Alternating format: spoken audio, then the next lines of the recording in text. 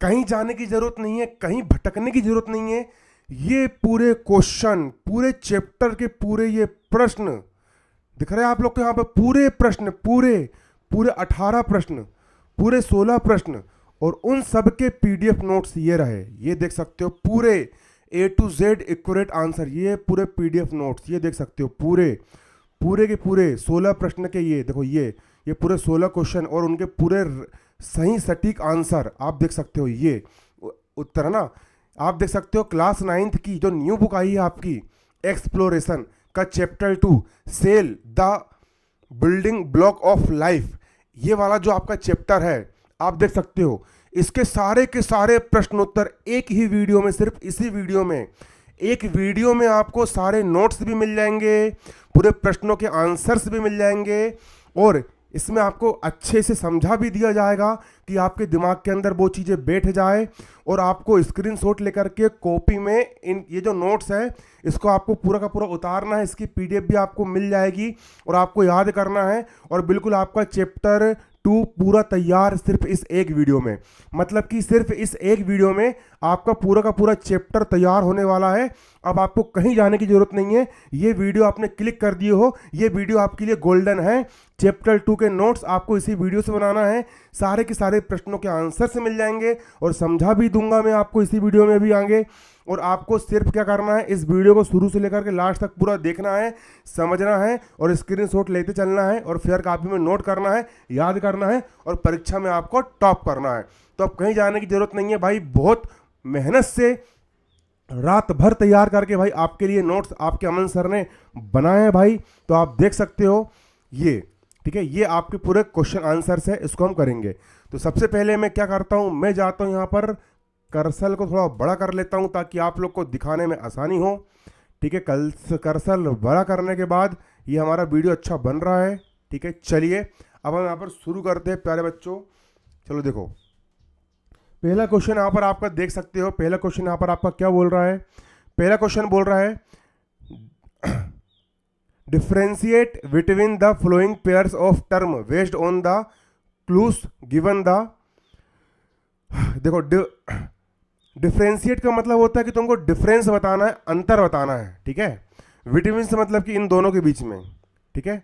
The following pairs, जहाँ पर जो दो जोड़े दिए गए, जैसे कि पहला जोड़ा है सेल मेम्ब्रेन एंड सेल वार, आपको सेल मेम्ब्रेन और सेल बार में आपको यहाँ पर डिफरेंस बताना है कि डिफरेंस क्या होता है, सेल मेम्ब्रेन और सेल बार में क्या अंतर होता है, क्या डिफरेंस होता है ना। और तुमको टर्म के आधार पर बताना है कि मतलब कि कुछ ना कुछ टर्म दे करके बताना है, जैसे कि है ना परमिएबिलिटी, है ना, परमिएबिलिटी के आधार पर तुमको डिफरेंस बताना है इनके बीच में, ठीक है ना। RER एंड SCR स्ट्रक्चर मतलब कि इनकी क्या संरचना है, संरचना के आधार पर तुमको इसका डिफरेंस बताना है ना। क्लोरोप्लास्ट एंड क्लोरोमोप्लास्ट, है ना, पिगमेंट्स के आधार पर तुमको इसका डिफरेंस बताना है। तो चलिए पहले क्वेश्चन का यहाँ पर हम आंसर देखने वाले हैं। तो समझिए पहला जो क्वेश्चन है ना, डिफरेंटिएट बिटवीन द फ्लोइंग पेयर्स, तुमको डिफरेंट बताना है, ठीक है। सबसे पहले किसके बीच में बताना, तुमको बताना है cell membrane and cell wall, cell membrane and cell wall के बीच में तुमको परमिएबिलिटी के आधार पर तुमको डिफरेंट बताना है। तो इसको हम समझेंगे प्यारे बच्चों, बहुत आसान है ये। देखो परमिएबिलिटी का मतलब होता है पारगम्यता, मतलब कि अंदर और बाहर जाना। इसको मैं आपको समझाता हूं, इसके लिए मैं चालू कर लेता हूं ओपन बोर्ड, और ये हमारा हो गया ओपन बोर्ड ओपन। और प्यारे बच्चों यहाँ पर मेरा पेन कहाँ गया, ये गया मेरा पेन, इसको यहाँ पर हम कंप्यूटर में नो पर क्लिक कर देंगे। देखो जैसे कि ये आपकी एक सेल है, ये आपकी एक कोशिका है, ये आपकी एक सेल है, ये आपकी एक क्या है, सेल है। तो जो सेल होती है इसमें सबसे ऊपर यहाँ पर क्या होती है, सबसे ऊपर आपके यहाँ पर होती है cell wall, CELL cell wall, WALL, ये हो गया आपकी सेल वाल। और इसमें एक परत और होती है, उस परत को मैं रेड रंग से दर्शाता हूँ। इसमें एक परत और होती है, वो जो ये जो परत होती है, ये परत को हम क्या बोलेंगे, ये वाली जो परत होती है इस परत को हम बोलते हैं प्यारे बच्चों, देखो इसको हम क्या बोलते हैं, इसको हम बोलते हैं सेल मेम्ब्रेन, सेल मेम्ब्रेन, ये हो गया आपकी सेल मेम्ब्रेन, CELL सेल, मेम BRAN, सेल मेम्ब्रेन बोलते हैं ना। अब देखो, अब पर परमिएबिलिटी का मतलब जो होता है कि जो हमारा शरीर होता है, हमारे शरीर के अंदर ये सेल होती है, हमारे शरीर के अंदर ये कोशिका, ये सेल होती है, ये सेल अपने अंदर क्या जाने देती है और क्या नहीं जाने देती, उसको हम बोलेंगे परमिएबिलिटी। जैसे कि सारा का सारा खून अगर इस दीवार के अंदर आर पार चला गया, उसी को हम बोलेंगे परमेबिलिटी बोलेंगे इसको हम परमेबिलिटी बोलेंगे।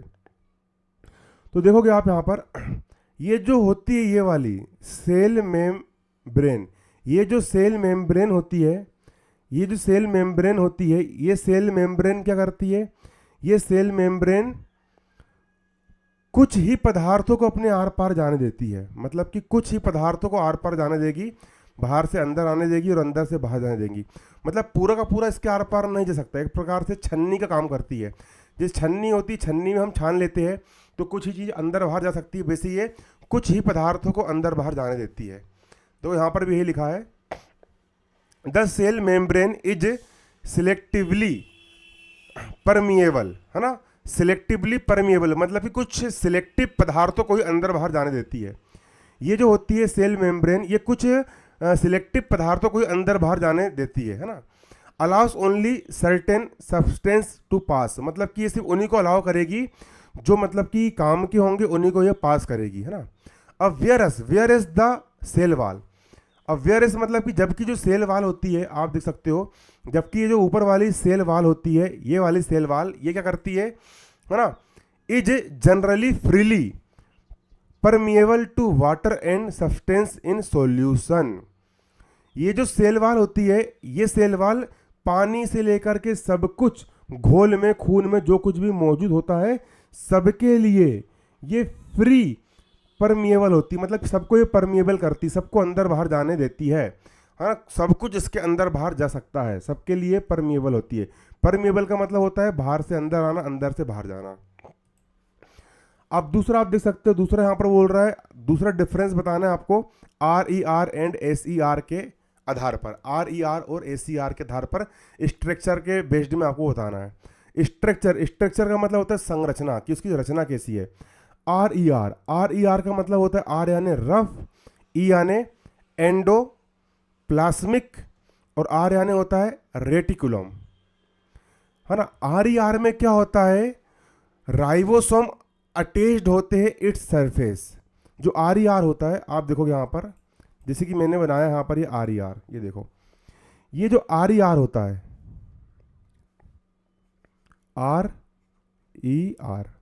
RER जो होता है, एक प्रकार से ये हो गया RER, ये RER हो गया।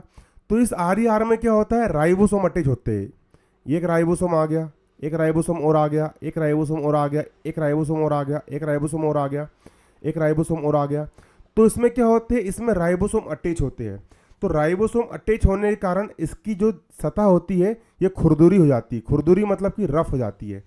खुरदुरी हो जाती है मतलब क्या हो जाती है, रफ हो जाती है ना, है ना। Ribosome attached its surface giving a rough appearance, तो इससे इसकी सतह क्या हो जाती है, रफ हो जाती है। रफ मतलब खुरदुरी। अब भाई हम बात करेंगे SER की। तो SER में क्या होता है, S यानी स्मूथ, E यानी एंडोप्लाज्मिक और R यानी होता है रेटिकुलम। तो SER में क्या होता है, does not have ribosome and appears smooth. इसमें राइबोसोम अटैच नहीं होते, इसलिए चिकनी होती है ना। स्मूथ मतलब होता है चिकनी। और जो SER होती है, जो क्या होती है, SER जो होती है, SER में कोई भी राइबोसोम अटैच नहीं होता है। इस कारण ये कैसी होती है, स्मूथ होती है, मतलब कि चिकनी सतह इसकी होती है। अपीयरेंस कैसा होता है, स्मूथ होता है। अब भाई हम देखेंगे अगला, क्लोरोप्लास्ट एंड क्रोमोप्लास्ट। क्लोरोप्लास्ट और क्रोमोप्लास्ट, इसमें हमको डिफरेंस बताना है, किसके आधार पर, पिगमेंट्स के आधार पर बताना है। क्लोरोप्लास्ट और क्रोमोप्लास्ट। जो क्लोरोप्लास्ट होता है में हरा पिगमेंट क्लोरोफिल होता है, प्रकाश संश्लेषण के लिए आवश्यक। और जो क्रोमोप्लास्ट होता है, क्रोमोप्लास्ट में रंगीन पिगमेंट्स जैसे केराटिन और जैथोफिल होते हैं जो फूलों और फलों को रंग देते हैं। समझोगे, क्लोरोप्लास्ट और क्रोमोप्लास्ट, क्लोरोप्लास्ट्स एंड क्रोमोप्लास्ट्स। आप समझोगे यहाँ पर क्लोरोप्लास्ट और क्रोमोप्लास्ट के बारे में। देखो, क्लोरोप्लास्ट, जो पेड़ पौधे होते हैं, पेड़ पौधों की जो पत्तियां होती है ना, वो हरे रंग की होती है। कि कौन से रंग की होती है? देखो, ये हरा रंग मैंने बना दी यहाँ पर। ये हरे रंग की क्या होती है? पत्तियां होती है। पेड़ पौधों की पत्तियां होती है हरे रंग की। इसमें क्या होता है? इसमें होता है क्लोरोप्लास्ट। क्या होता है? क्लोरोप्लास्ट। क्लोरोप्लास्ट क्या होता है इसमें? Chloroplast, CHOLO, chloro, PLAST, प्लास्ट। इसमें होता है क्लोरोप्लास्ट। और वहीं जो फूल होते हैं, जैसे कि फ्लोवर हो गए, जैसे कि गुलाब का फूल हो गया, फ्लोवर हो गया, या फिर ये फल हो गए, ये पीले रंग के फल हो गए, ये हरे भरे होते हैं। ये कैसे होते हैं? हरे भरे, है ना? क्योंकि इनमें क्या होता है? इनमें होता है क्रोमोप्लास्ट। इनमें क्या होता है? Chromoplast, CHORO, chromoplast. इसमें क्या होता है? क्रोमोप्लास्ट होता है, क्रोमोप्लास्ट होता है, ठीक है ना? अब देखो, ये हो गया क्लोरोप्लास्ट, ये हो गया क्रोमोप्लास्ट। तो जो क्लोरोप्लास्ट होता है ये हरा पिगमेंट होता है। क्यों? क्योंकि इसमें क्लोरोफिल होता है। ये सूर्य की जो रोशनी होती है, जो सन होता है, सन का जो लाइट होता है, सन के लाइट पौधों की पत्तियों पर, पेड़ पौधों की पत्तियों पर पड़ता है। और पेड़ पौधों की पत्तियां हरे रंग की होती है। और हरे रंग के कारण ये जो सूरज की जो रोशनी आती है, उस रोशनी का इस्तेमाल ये भोजन बनाने के लिए करते हैं। इसलिए इसमें हरा पिगमेंट होता है। कौन सा पिगमेंट होता है? हरा रंग का पिगमेंट होता है, क्लोरोफिल होता है। क्योंकि ये हरा रंग ही सूरज की रोशनी को सोख पाता है और पेड़ पौधों के लिए भोजन बना करके देता है। वहीं जो क्रोमोप्लास्ट होता है, इसमें रंगीन पिगमेंट होता है। रंगीन मतलब कि रंग बिरंगा होता है, ठीक है ना? जैसे कि केरोटीन हो गया और जैथोफिल होता है। और ये जो होता है, ये फूलों और फलों को रंग देता है। जो फूल और फल होते हैं वो रंग बिरंगी होते हैं। क्यों? क्योंकि उसमें क्रोमोप्लास्ट होता है। आया आपको समझ में? यहाँ पर भी यही लिखा है, आप देख सकते हो। पिगमेंट्स, क्लोरोप्लास्ट जो होता है, क्लोरोप्लास्ट, उसमें कौन सा कंटेंट होता है? ग्रीन पिगमेंट होता है। क्या होता है? Green pigment. आप देख सकते हो, ग्रीन मतलब कि हरे रंग का पिगमेंट होता है, ग्रीन पिगमेंट। क्लोरोफिल होता है ना, क्लोरोफिल होता है, क्लोरोफिल होता है ना। क्लोरोप्लास्ट में क्या होता है? क्लोरोफिल होता है। Essential for photosynthesis. फोटोसिंथेसिस का मतलब होता है प्रकाश संश्लेषण। पेड़ पौधे जो सूरज की रोशनी से भोजन बनाते हैं, उसको हम बोलते हैं फोटोसिंथेसिस के लिए जरूरी होता है। भाई हम बात करें क्रोमोप्लास्ट। क्रोमोप्लास्ट कंटेंट में क्या होता है? Colours pigment. कलर मतलब कि रंग बिरंगे पिगमेंट होते हैं। आप देख सकते हो, क्रोमोप्लास्ट में होते हैं रंग बिरंगे पिगमेंट। क्या होते हैं? है ना, लाइक, है ना, है ना, है ना, केरोटीन एंड जैथोफिल। केरोटीन और जैथोफिल होता है। क्या होता है इसमें? क्रोमोप्लास्ट में क्या होता है? केरोटीन और जैथोफिल होता है। क्या होता है? केरोटीन और जैथोफिल होता है। ये क्या करता है? ये गिविंग यानी देता है, कलर्स यानी रंग देता है। किसको? फ्लोवर्स यानी फूलों को, एंड फ्रूट्स यानी फलों को, फूल और फल को रंग देता है। आया आपको समझ में? चलो, अब इसका जो क्वेश्चन 2 है हमारे बुक का question 2 similar animal cells are placed in 2 different solutions. 2 similar animal cells are placed in 2 different solution. देखो, 2 मतलब कि 2, सिमिलर मतलब कि समान, मतलब एक जैसी, एनिमल सेल्स मतलब जंतु कोशिका। हमारे जो जितने भी जीव होते, एनिमल होते, चाहे इंसान हो, हम बकरी हो, घोड़ा हो, गधा हो, जानवर हो, हम सब, हमारा जो शरीर होता है वो एनिमल सेल्स से मिलकर के बनता है। Are placed in 2 different solution. अब हमने 2 अलग अलग सॉल्यूशन लिए, हमने 2 अलग अलग के लिए सॉल्यूशन लिए। देख सकते हो आप यहाँ पर, हमने एक सॉल्यूशन यहाँ पर ये लिए, ठीक है, और हमने दूसरा सॉल्यूशन ये लिए, ठीक है। अब इसमें हमने एक एनिमल सेल डाल दिए और इसमें हमने दूसरा एनिमल सेल डाल दिए। ये दोनों एनिमल सेल हमने क्या करे? अलग अलग सॉल्यूशन में डाल दिए। यहाँ पर ये बोल रहा है two similar animal cells are placed in two different solution. अब सेल एक्स जो है प्लेस्ड इन प्योर वाटर, ये जो सेल एक्स है, ये सेल एक्स जो है इसको हमने कहाँ पर डाले हैं, प्योर वाटर में डाल दिए।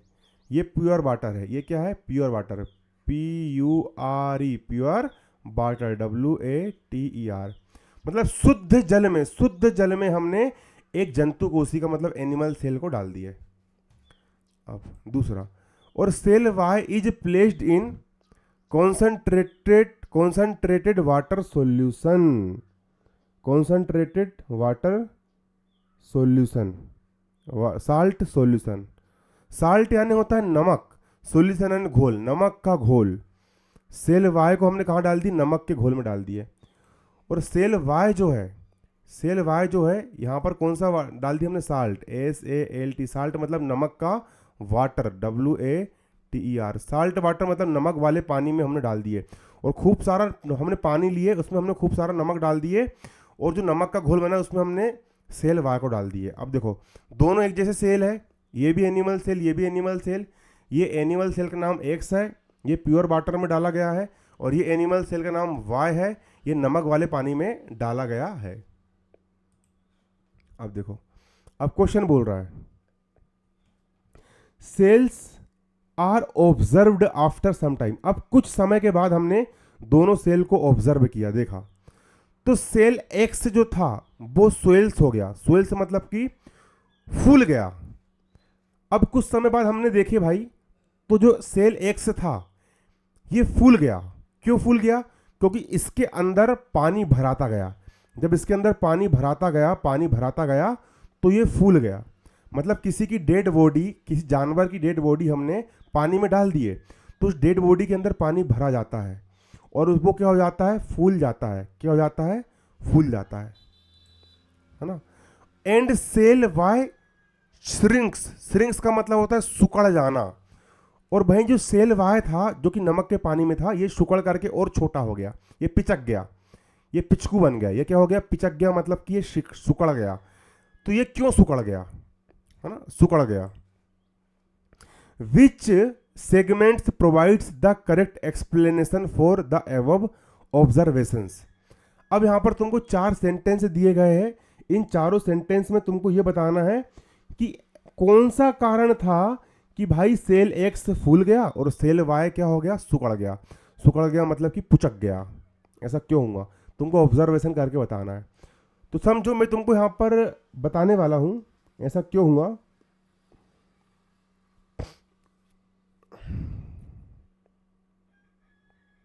देखो ये जो पानी है, ये जो प्योर वाटर है, ये जो शुद्ध पानी है, ये शुद्ध पानी जो है ना प्यारे बच्चों, ये जो शुद्ध पानी है ये एक प्रकार से कैसा है, ये एक प्रकार से हल्का है। एक प्रकार से कैसा है, हल्का। तो इसका वजन हल्का होने के कारण मतलब कि ये कॉन्सेंट्रेट नहीं है, कॉन्सेंट्रेट नहीं है।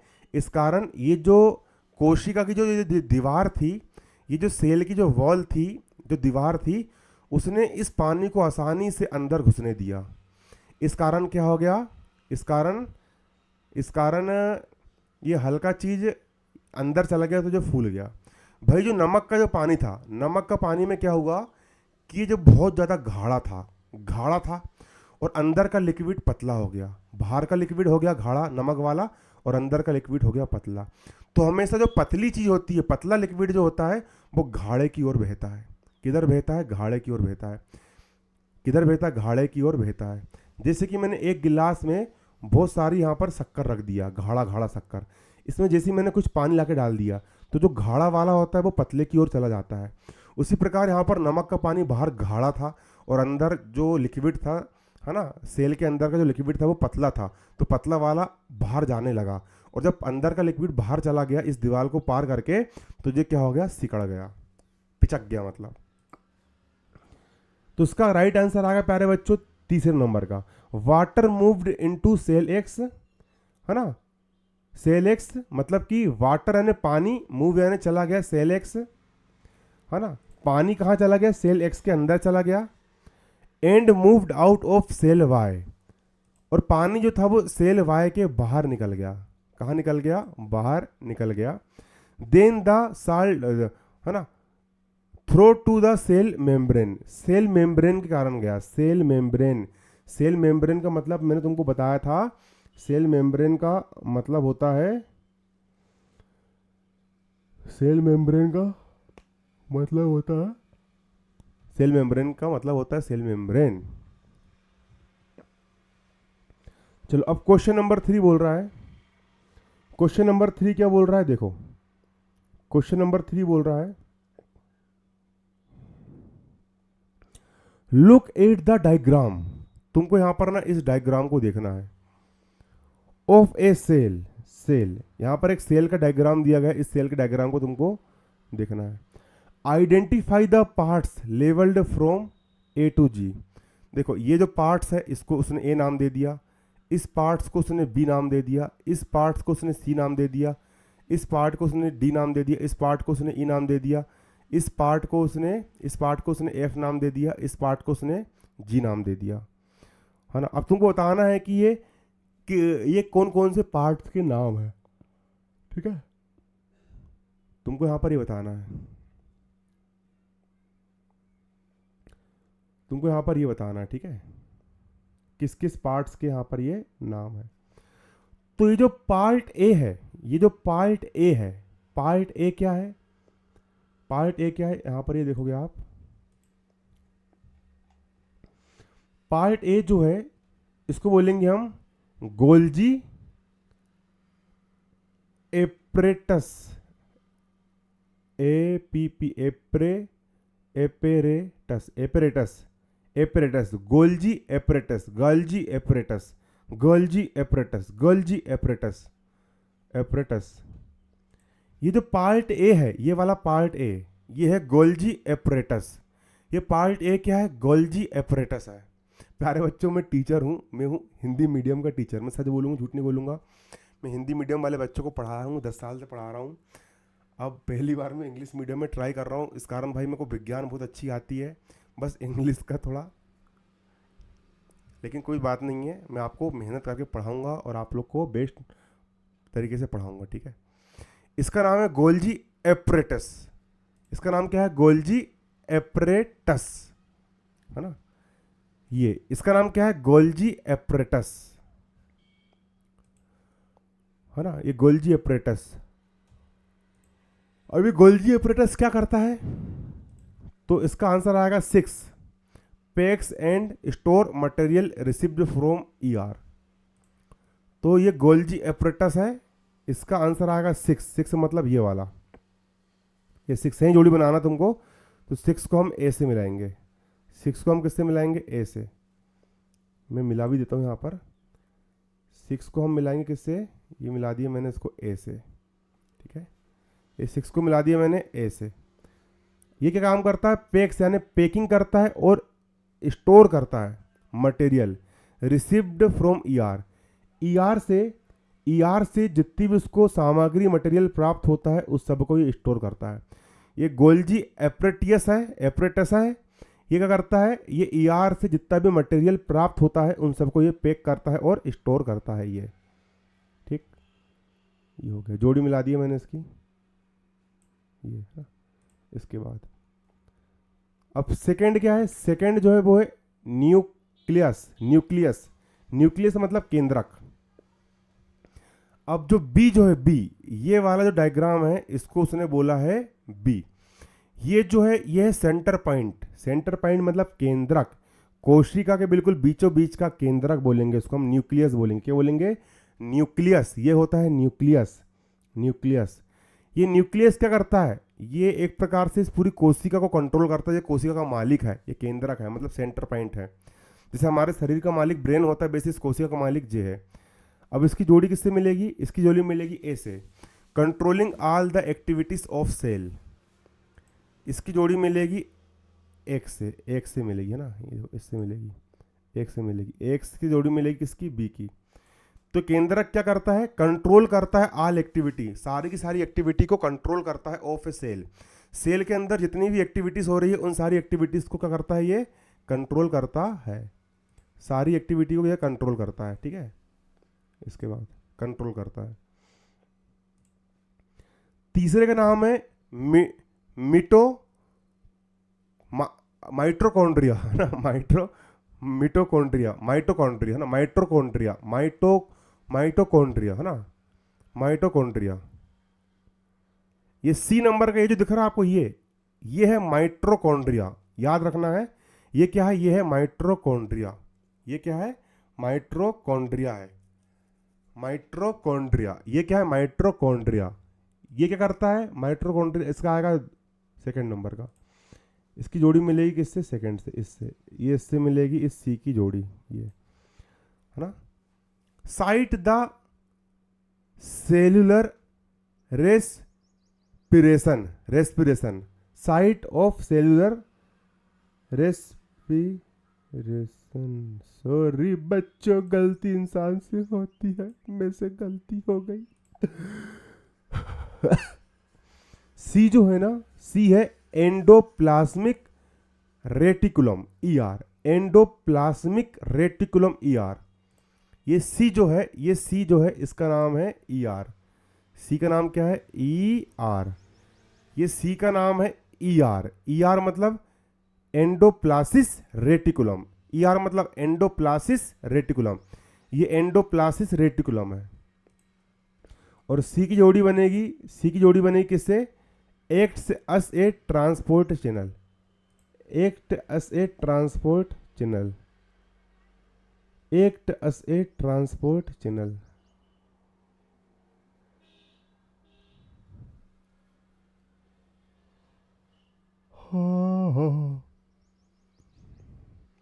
ये ईआर जो होता है, ये एक्ट करता है, किसके रूप में एक्ट करता है?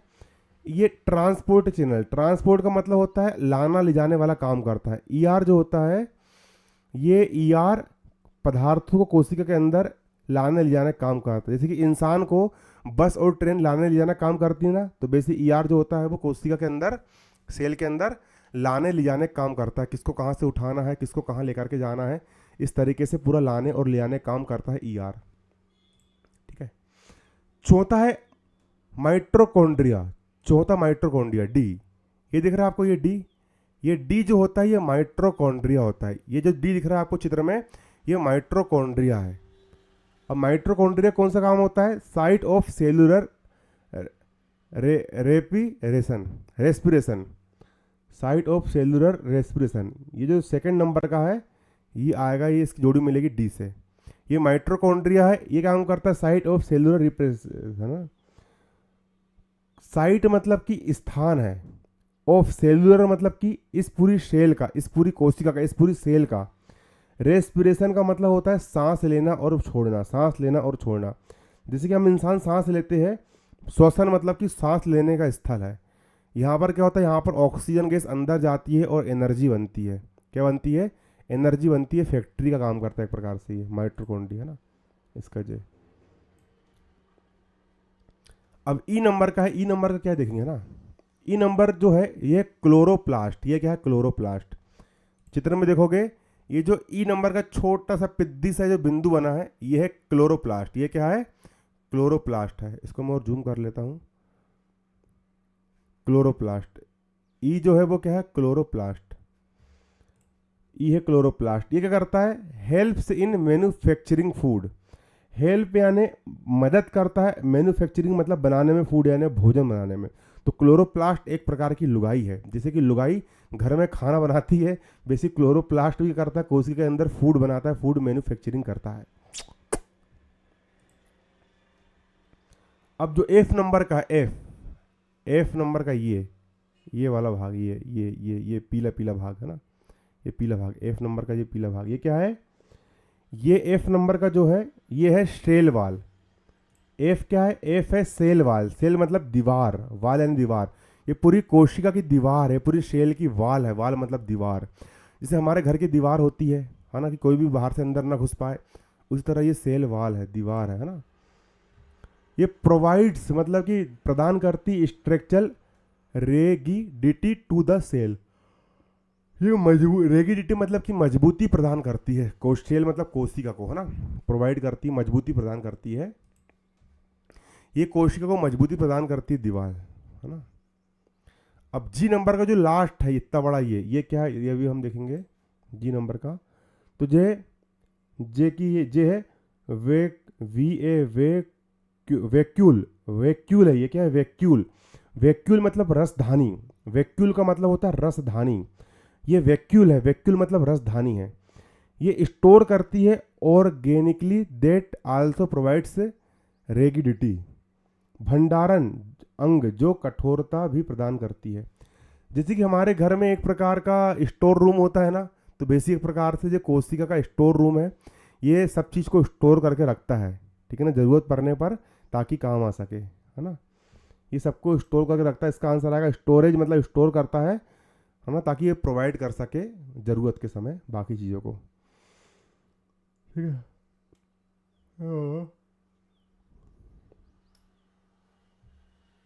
चलो अब क्वेश्चन नंबर 4 देखेंगे हम यहाँ पर। हे राम सीताराम सीताराम।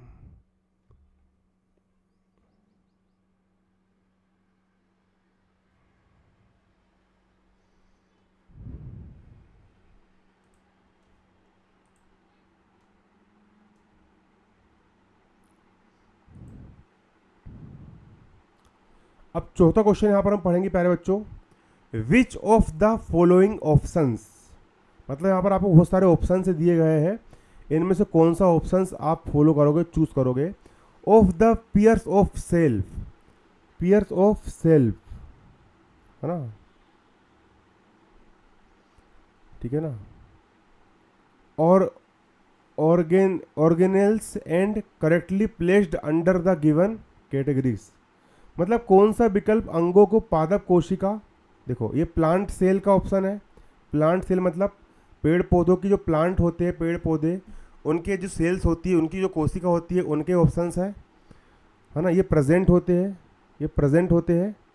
और एब्सेंट इन एनिमल, एब्सेंट मतलब कि एब्सेंट पाए जाते हैं, नहीं पाए जाते एनिमल सेल्स। एनिमल सेल्स से मतलब होता है, सेल दो प्रकार के होते हैं। एक जितने भी हम इंसान लोग होते हैं, इंसान हो गए, गधे घोड़ी कुत्ता बिल्ली चूहा, हमारे जो कोशिका होती है उसको हम बोलेंगे एनिमल सेल। और जो पेड़ पौधे उनके जो सेल होते हैं उसको हम बोलेंगे प्लांट सेल। तो क्या इसमें प्रेजेंट होते हैं और क्या इसमें एब्सेंट होते हैं, यहाँ पर ये बताया गया है, ठीक है। यहाँ पर आप देखोगे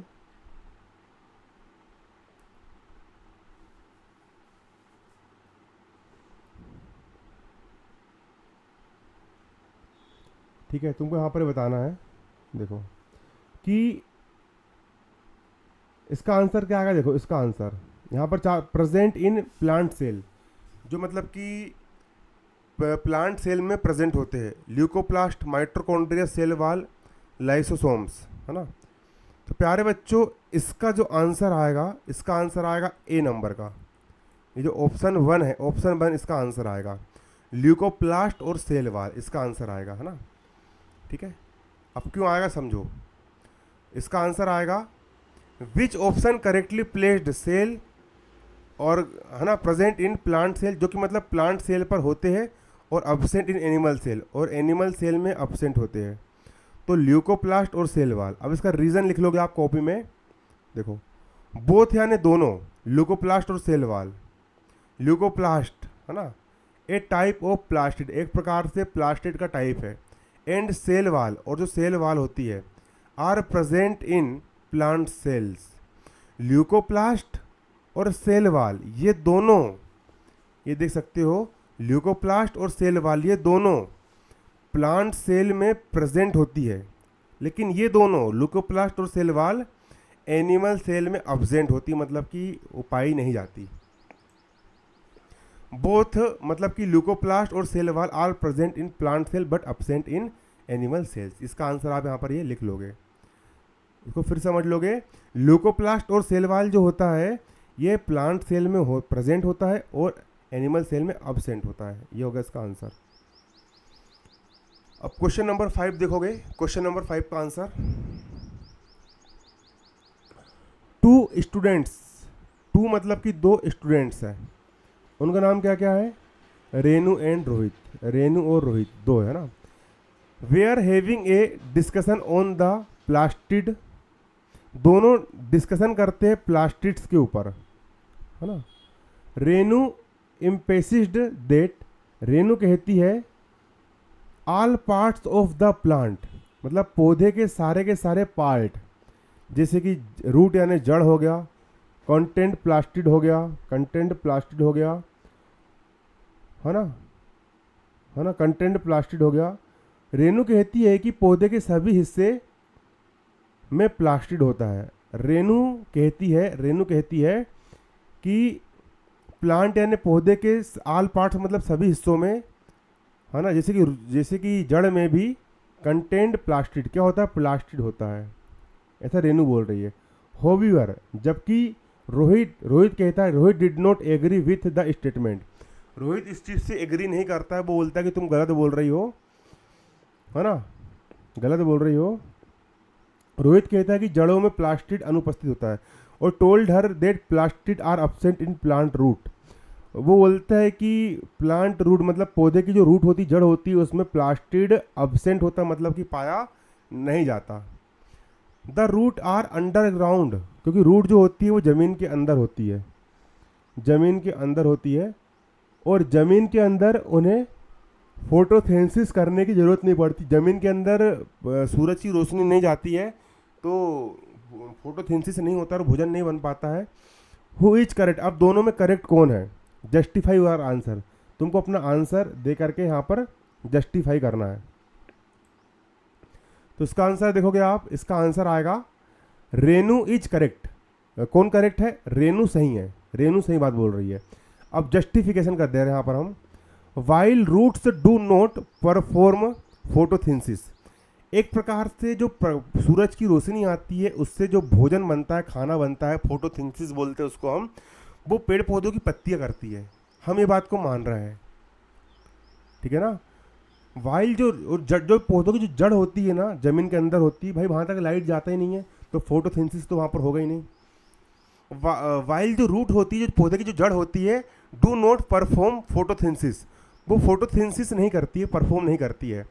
and thus lake green chlorophyll, और उसमें हरे रंग का क्लोरोफिल भी नहीं होता है, हरे रंग का क्लोरोफिल सिर्फ किस में होता है, पेड़ पौधों की पत्तियों में होता है। दे डू कॉन्टेन लूकोप्लास्टिड, है ना, लेकिन उनमें लूकोप्लास्टिड होता है। कंटेंट कौन सा प्लास्टिड, लूकोप्लास्टिड होता है, लूकोप्लास्टिड उनके अंदर होता है। लूकोप्लास्टिड आर कलरलेस प्लास्टिड, लूकोप्लास्टिड कलरलेस मतलब कि उसमें किसी प्रकार का कलर नहीं होता है, वो वाला प्लास्टिड होता है। यूजिंग फॉर स्टोरिंग फूड, ये क्या करता है, ये फूड को, खाने को स्टोर करता है, जैसे कि स्टार्च हो गया, ऑयल्स हो गया, प्रोटीन्स हो गया, इन सब को, है ना, स्टोर करके रखता है। In non green parts like roots and seeds, ये एक प्रकार से जैसे कि रूट यानी जड़, एंड सीड्स यानी बीज, पौधों की जो जड़ होती है और फलों के जो बीज होते हैं उनमें नॉन ग्रीड मतलब होता है, ये नॉन ग्रिड पार्ट्स होते हैं, इनका इस्तेमाल होता है मतलब कि भोजन को जमा करने के लिए, ठीक है। इसका आंसर आप ये लिख लोगे और इसको आप याद भी कर लोगे। अब क्वेश्चन नंबर 6 यहां पर हम देखेंगे प्यारे बच्चों, क्वेश्चन नंबर 6 बोल रहा है माइटोकॉन्ड्रिया एंड क्लोरोप्लास्ट्स, माइटोकॉन्ड्रिया और chloroplast are two important organs, है ना, और organs in a plant cell. तो प्यारे बच्चों आज की इस वीडियो में 5 क्वेश्चन ही रहने देते, अगले जो 5 क्वेश्चन है ना वो हम अगले वीडियो में देखेंगे, ठीक है।